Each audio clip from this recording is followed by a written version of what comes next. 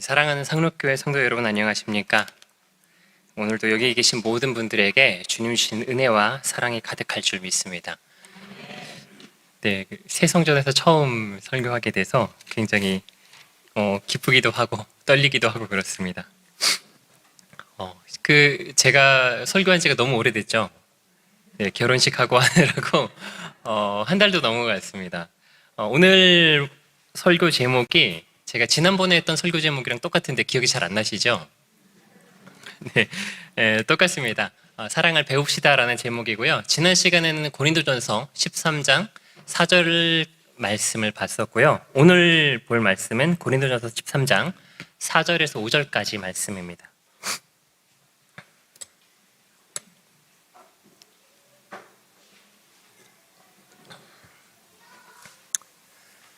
네, 두 절인데요. 한 목소리로 같이 한번 읽어보겠습니다. 사랑은 오래 참고, 사랑은 온유하며, 시기하지 아니하며, 사랑은 자랑하지 아니하며, 교만하지 아니하며, 무례히 행하지 아니하며, 자기의 유익을 구하지 아니하며, 성내지 아니하며, 악한 것을 생각하지 아니하며. 아멘. 네, 우리 지난번에는 4절 말씀에서 오래 참고 온유하며 까지 내용을 살펴보았었습니다. 오늘 본문 말씀은 바울이 앞서서 은사에 대해서 설명을 했었죠. 그리고 은사를 사용하는 가장 좋은 방법은 사랑으로 섬기는 것이다 라는 내용을 우리가 함께 살펴보았었습니다. 그리고 본문 말씀은 이제 바울이 사랑이 어떤 것인지에 대해서 우리에게 구체적으로 가르쳐주고 있는 내용입니다. 바울이 가르치고 또 성경이 우리가 가르치는 사랑은 세상에서 가르치는 사랑과는 같지가 않습니다. 성경이 우리에게 가르칠 때에는 친구 간에는 이만큼 사랑하고 부부 간에는 이만큼 사랑하고 가족 간에는 이만큼 사랑하라라고 가르치지 않았습니다. 오히려 모든 사람에게 하나님께서 우리를 사랑하시는 것처럼 사랑하라라고 성경은 가르치고 있습니다. 그래서 당연하게도 우리가 오늘 말씀을 읽을 때 우리가 배워야 할 사랑은 하나님께서 우리에게 사랑하신 그 사랑을 통하여서 오늘 가르치고 있는 사랑을 배워야 합니다. 우리 지난번에 살펴볼 때 오래 참고 온유하다라는 것도 우리 기준에서 오래 참고 온유한 게 아니었습니다. 하나님께서 우리에게 오래 참고 온유함을 보여주신 것처럼 우리가 서로에게 오래 참고 온유해야 함을 우리가 지난 시간에 살펴보았습니다. 그래서 하나님께서 우리에게 오래 참으실 때에는 몇 번까지 참아주셨습니까? 4번, 5번 참아주신 게 아니라 끝없이 참아주시는 것이 하나님께서 보여주신 오래 참음입니다. 참되 숫자를 세거나 분을 내거나 원한을 품는 것이 아니라 여전히 사랑하는 마음과 긍휼한 마음을 가지고 온유하게 대하면서 참는 것이 오래 참고 온유한 것이었습니다. 오늘은 이어서 사랑한다면 하지 말아야 할 것들에 대해서 오늘 본문이 말하고 있는 것을 살펴보도록 하겠습니다. 우리 지난 시간에는 사랑한다면 온유하고 오래 참아야 한다라고 가르쳤다면 오늘은 사랑한다면 시기하지 않고 자랑하지 않고 교만하지 않고 무례히 행하지 않고 자기의 유익을 구하지 않고 분내지 않고 원한을 품지 않는다라고 가르쳐주고 있습니다. 흥미로운 것은 여기 말하고 있는 이 단어들은 이미 고린도전서에서 앞에 부분에서 한 번씩 등장하고 있는 단어들입니다. 우리 기억이 나실지 모르겠는데 고린도전서의 배경에 대해서 조금 설명을 드릴 때 고린도전서 내용은 어떤 내용이 좀 많다라고 말씀을 드렸었죠? 고린도 교회가 매우 훌륭한 교회였나요? 책망할 게 많은 교회였나요? 네, 물론 훌륭한 모습들도 있지만 책망할 부분이 많은 교회였습니다. 그래서 고린도전서의 내용은 책망하는 내용이 많이 담겨져 있습니다. 특히 고린도전서 1장에서 11절까지 말씀에서 바울이 고린도 교회를 향해서 책망하고 있는 내용들을 보면 오늘 여기서 등장하고 있는 시기, 자랑, 교만, 무례함, 이기심, 분냄, 원한 같은 내용들이 등장을 하고 있습니다. 내용들이 좀 많이 있는데요. 한 구절씩만 한번 살펴보도록 하면요. 고린도전서 3장 3절 말씀을 함께 한번 보겠습니다. 3장 3절 말씀. 너희는 아직도 육신에 속한 자로다. 너희 가운데 시기와 분쟁이 있으니 어찌 육신에 속하여 사람을 따라 행함이 아니리요. 고린도 교회 사람들을 향해서 시기심과 분쟁이 있다라고 책망을 하고 있습니다.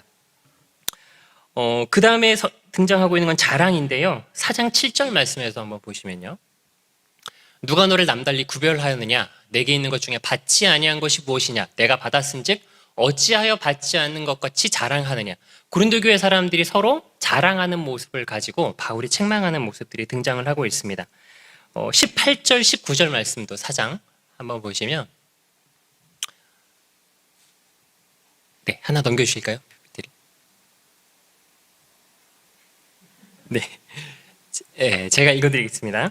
어떤 이들은 내가 너희에게 나아가지 아니할 것 같이 스스로 교만하여졌으나 주께서 허락하시면 내가 너에게 속히 나아가서 교만한 자들의 말이 아니라 오직 그 능력을 알아보겠으니, 교만에 대해서도 이야기를 잘 하고 있습니다.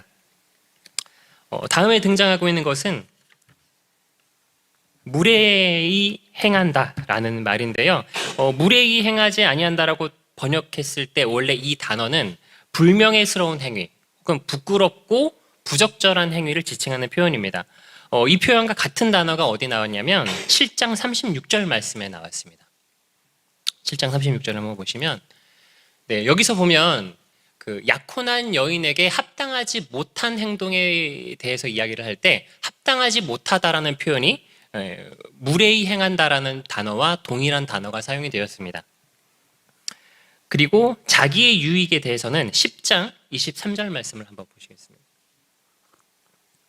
모든 것이 가하나 모든 것이 유익한 것은 아니오. 모든 것이 가하나 모든 것이 덕을 세우는 것은 아니니 누구든지 자기의 유익을 구하지 말고 남의 유익을 구하라 라고 권면을 하고 있는 내용이 나옵니다. 그리고 오늘 본문에 나와 있는 말씀은 성내지 아니하며 악한 것을 생각하지 아니한다라고 되어 있는데, 여기서 악한 것을 생각한다라는 게 어떤 의미일까요? 악한 것을 생각한다라는 것은 어떤 말이냐면 원한을 품는 것을 뜻하는 말입니다. 그래서 쉬운 성경 번역에서 한번 보시면 13장 5절 말씀을 쉬운 성경에서 한번 보시겠습니다. 사랑은 무례히 행동하지 않습니다. 사랑은 자기 유익을 구하지 않습니다. 사랑은 쉽게 성내지 않습니다. 사랑은 원한을 품지 않습니다 라고 기록하고 있습니다. 그래서 사랑은 분내지 않는다, 그리고 원한을 품지 않는다라고 했을 때 이 분냄과 원한이라는 것은 우리가 지난 시간에 살펴봤던 오래 참음과 온유함과 정반대되는 성격입니다. 이런 모습들은요, 우리가 고린도전서 6장을 보시면 성도들이 서로 분내고 다투고 소송하는 모습을 통해서 바울이 책망하고 있는 내용들 가운데 잘 나타나 있습니다. 그래서 서로 분내다 못해 뭐까지 하는 거냐면 세상 법정에서 다투기까지 하는 거예요. 사람 가운데, 고린도 교회 사람들 마음 가운데 뭐가 있는 거냐면 형제를 향해서 분을 내고 원한을 품는 일이 있었던 것입니다.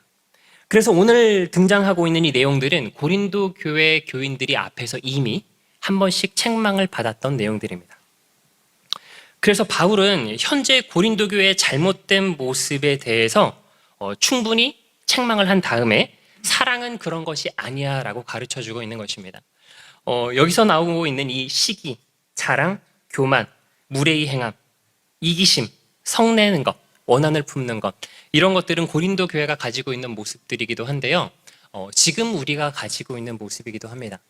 여러분 가운데 이런 모습들이 있습니까? 없습니까? 네, 없다고 하면 거짓말일 거예요. 특히나 이제 이런 부분들은 성경에서 육신에 속한 것을 이야기할 때 공통적으로 등장하는 내용들이기도 합니다. 여러분, 우리가 구원받고 하나님의 자녀가 다 되었지만 우리가 아직 완전한 모습들이 아닙니다. 그래서 여전히 육신에 속한 모습들이 우리 가운데 나타나고 있습니다. 여러분, 세상 사람들은 시기하고 자랑하고 교만하고 자기 유익을 구하고 분을 내고 원한을 품으면서도 사랑한다라고 말을 할 수 있어요. 그리고 실제로 사랑하는 관계 가운데서도 이런 모습들이 등장을 하고 있습니다. 이런 모습들은 우리가 흔하게 가지고 있는 모습들입니다.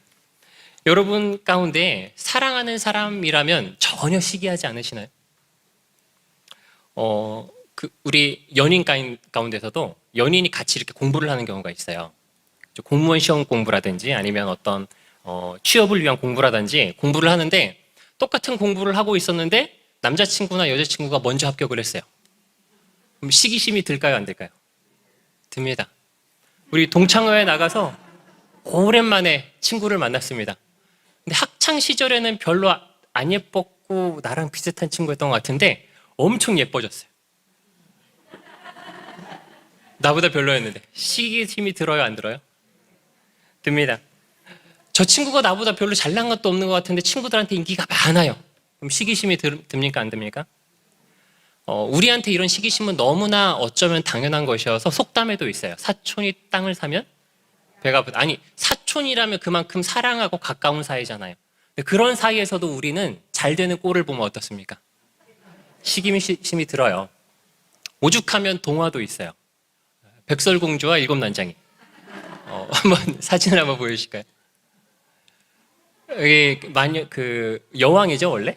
예, 여왕이 거울아 거울아 세상에서 누가 제일 예쁘니? 그러니까 거울이 뭐라고 대답하죠? 백설공주요라고 대답하니까 거기서 뭐가 생긴 거예요?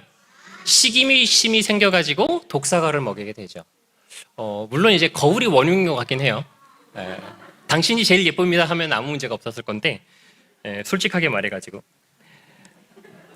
우리 연인 관계에서 여자친구 남자친구가 로또에 당첨이 됐다고 해보세요. 그럼 어떨까요? 근데 결혼 생각은 없어. 그러면 이거 결혼 생각이 있으면은 딱 결혼을 하면은 내 돈이 되겠지만 결혼 생각이 없으면 어떻게 해요? 돈만 어떻게 조금 뺏어올 수 없을까? 시기심이 듭니다. 세상에선 사랑한다고 하면서도 시기해요. 우리가 그런 사랑을 배우면 안 됩니다. 그러면 자랑에 대해서도 우리 연인 관계에서도 자랑 때문에 고민하는 사람들이 있더라고요. 남자친구가 자기만 만나면 막 자랑을 한대요. 차 자랑, 집 자랑, 무슨 자랑. 그리고 요즘에는 사람들이 자랑하기를 너무 좋아하니까 자랑하기에 특화된 시스템이 딱 생겨버렸어요. SNS라고. 그래서 제 SNS의 특징 보니까 이게 제가 만든 게 아니고 인터넷에 이미 돌아다니고 있는 내용이에요. 한번 띄워주실까요? 싸이월드는 내가 이렇게 감수성이 많다. 페이스북은 내가 이렇게 잘 살고 있다. 블로그는 내가 이렇게 전문적이다. 인스타그램은 내가 이렇게 잘 먹고 있다. 그래서 맛있는 거 먹을 때 꼭 사진 찍어야 되죠? 자랑해야 되니까. 카카오3는 내 아이가 이렇게 잘 크고 있다. 트위터는 조금 이상하죠? 내가 이렇게 이상하다.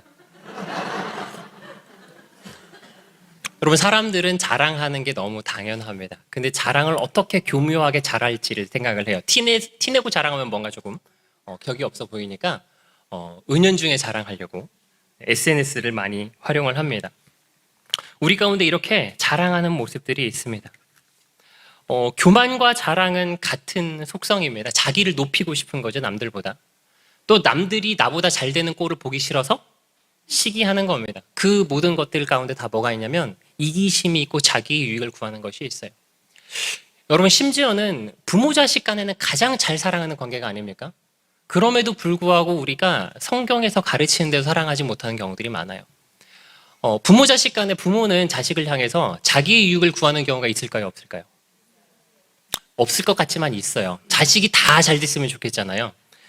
전에 제가 이제 TV에서 다큐멘터리 같은 거를 하면서 굉장히 충격적으로 봤던 내용인데 한번 잠깐 보여드릴게요. 그 자식을 키우는 건데 찬송이에요, 이름이. 아마 부모가 교회를 다니는 것 같습니다. 그런데 이제 찬송이가 태어날 때부터 인생 플랜을 만들어 놨어요. 그래서 이거를 집에 벽에다가 딱 걸어 놨습니다. 한번 넘겨주실까요? 목표는 하버드에 보내는 거예요. 그런데 여기 13살 때까지 19살이 될 때까지 9개 국어를 완성해야 된다 그러죠. 이 내용에 보면은 막 미스 코리아 출전하는 것도 있고요. 하버드 입학하는 거 해가지고 몇 살 때는 뭐 해야 되고 몇 살 때는 뭐 해야 되고 이런 인생 계획을 빽빽하게 만들어 놔가지고 뭐 안 시키는 게 없습니다. 피아노, 모델, 뭐 미스 코리아 안 시키는 게 없어요. 이걸 어릴 때부터 아이에게 계속 강요를 하면서 시키는 거예요. 한 장 더 넘겨주시면 아이 표정이 보이죠? 그리고 이 계획대로 부모가 정해놓은 이 계획표대로 안 하면 그렇게 혼을 내는 거예요. 그럼 이 아이를 부모가 잘 사랑하는 것일까요? 아마 이 부모 마음 가운데 뭐가 있냐면 자식을 통해서 나의 욕구를 대신 충족하려는, 대리만족하려는 자기의 유익을 구하는 본성이 그 안에 들어가 있을 겁니다. 부모 자식 간에도 자식을 위한다는 이름으로 자기의 유익을 구하는 사랑을 하는 모습을 우리는 살펴볼 수가 있어요. 물론 이런 사례들은 굉장히 극단적인 사례지만 우리 부모들도 완전하지가 않잖아요. 자식을 키우다 보면 자기도 모르게 나의 유익을 구하는 모습을 자녀들한테 보여줄 수 있습니다. 세상에서는 이렇게 제대로 사랑할 줄 몰라요. 왜냐하면 제대로 된 사랑을, 온전한 사랑을 경험하지 못했기 때문입니다. 알지 못하기 때문입니다. 그런데 우리가 그 세상 가운데 살아가고 있습니다. 그래서 우리가 사랑을 성경을 통해서 온전한 사랑이 무엇인지를 잘 배워야 하는 것입니다. 여러분, 그러면 우리가 시기하지 않고 자랑하지 않고 교만하지 않고 자기 유익을 구하지 않고 분내지 않고 원한을 품지 않는 이런 사랑의 모습을 누굴 통해서 배워야 되겠습니까? 네, 하나님을 통해서 배워야 합니다. 우리 예수님께서 우리를 사랑하신 모습을 한번 생각해 봅시다. 예수님께서 우리를 향해서 시기하셨습니까? 시기하지 않으셨죠. 시기심이라는 건 뭐냐면 상대방이 잘 되는 꼴을 보기가 힘든 거예요. 내가 더 잘 되고 싶고 상대방이 잘 되는 모습을 보기가 어렵습니다. 시기심이 극에 치닫다 보면 상대방을 끌어내리려고 노력하는 이런 행동들까지 보입니다. 여러분, 하나님께서 우리를 가장 낮고 천한 우리를 가장 존귀한 하나님의 자녀 삼아 주셨어요. 여러분, 우리가 구원받고 하나님의 자녀가 된 것보다 더 잘 되는 게 있을까요? 그럼 우리가 이렇게 잘 되는 모습을 볼 때 시기심이 들어야 정상일까요? 안 들어야 정상일까요? 들어야 정상이에요. 그래서 사탄은 이것을 많이 시기하는 것 같습니다. 근데 여러분, 예수님께서 아니 저 죽어 마땅한 죄인들이 하나님의 자녀가 되다니 하고 시기하셨을까요? 오히려 예수님께서는 우리가 하나님의 존귀한 자녀가 되게 하기 위해서 자기 목숨을 버릴 때까지 시기하지 않으셨습니다. 여러분, 자랑이라는 것은 자기를 높일 게 있어야 자랑을 하죠. 우리는 자랑할 게 없어도 자랑할 거를 막 찾아요. 친구 사이에서 특히 남자들이 예민한 게 있죠. 운동하고 게임. 게임 못한다 그러면 굉장히 자존심이 상하고 자랑할 거를 막 찾으려고 합니다. 그런데 예수님은 자랑할 거를 찾으려고 하지 않아도 그 존재 자체로 자랑할 게 너무 많으신 분이에요. 그런데 자랑할 게 그렇게 많으신 예수님께서 자기를 자랑하지 않으시고 교만하지 않으시고 예수님께서 손가락질 한 번만 하면 다 죽어 없어질 그 낮고 천한 인간들이 모욕하고 뺨을 때리고 손가락질을 할 때에도 자기를 드러내시고 자랑하지 않으셨습니다. 마태복음 11장 29절에서 예수님께서 이렇게 말씀하십니다. 나는 마음이 온유하고 겸손하니 나의 멍에를 메고 내게 배우라. 그리하면 너희 마음이 쉼을 얻으리라. 예수님께서는 겸손하기가 어디까지 하셨냐면 가장 높고 전능하신 하나님께서 가장 존귀하신 그분께서 가장 낮고 천한 인간의 몸을 입으시기까지 하셨습니다. 그래서 빌립보서 2장 5절에서 8절에서는 이렇게 기록하고 있습니다. 너희 안에 이 마음을 품으라. 곧 그리스도 예수의 마음이니 그는 근본 하나님의 본체시나 하나님과 동등됨을 취할 것으로 여기지 아니하시고 다음 계속이요. 오히려 자기를 비워 종의 형체를 가지사 사람들과 같이 되셨고 사람의 모양으로 나타나사 자기를 낮추시고 죽기까지 복종하셨으니 곧 십자가에 죽으심이라. 예수님께서는 자기 자신을 가장 낮고 천한 인간의 모습이 되시기까지 낮추시기까지 겸손하셨습니다. 그리고 예수님께서는 단 한순간도 자기 유익을 구하지 않으셨습니다. 여러분, 십자가를 지시는 것이 예수님께 유익한 일이었을까요? 예수님께서 겟세마네 동산에서 기도하실 때 예수님께서도 십자가의 고통을 감당하시기 힘드셨습니다. 그래서 뭐라고 기도하시냐면 주여 할만하시거든 이 잔을 내게서 지나가게 하옵소서라고 기도하셨어요. 예수님께서 십자가 고통을 당하시기 어려우신 거예요. 고통스러우신 거예요.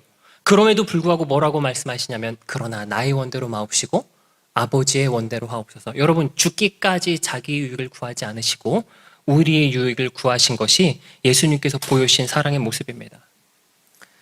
사랑하는 여러분, 왜 가장 위대하시고 가장 존귀하신 그분께서 시기하지 않으시고 자랑하지 않으시고 교만하지 않으시고 이 죄악된 진노를 받아 마땅한 우리를 향해서 무례히 행하지 않으시고 자기의 유익을 구하지 않으시고 죽기까지 우리를 사랑하시고 자기 목숨을 내어주셨겠습니까? 그것이 예수님께서 우리에게 보여주신 사랑이고 가르쳐주신 사랑의 모습입니다. 우리를 사랑하시기 때문에 예수님께서 우리를 시기하지 않고 자랑하지 않고 교만하지 않고 자기의 유익을 구하지 않으시고 분내고 원한을 품지 않으셨습니다.